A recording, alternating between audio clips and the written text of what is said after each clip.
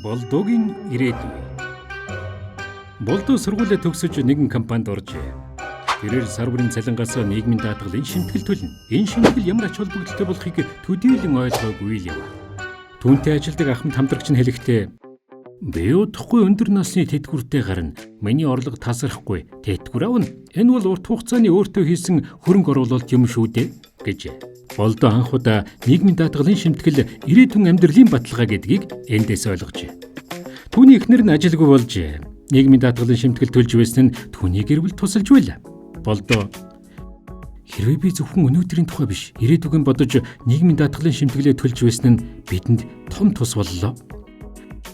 Болдоо ажил дээрээ болгоомжгүй байдлаас үүдэн гэмтэл авч сар гарan эмчилгээ хийлгэн гэртээ суугуулжээ.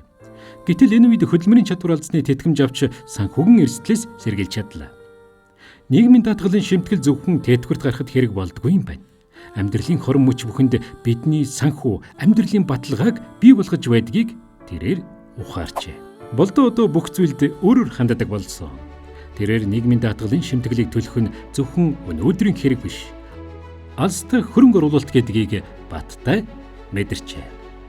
Амьдралын мөч бүхэнд таныг түшнэ. Даатгуулагч танд баярлалаа.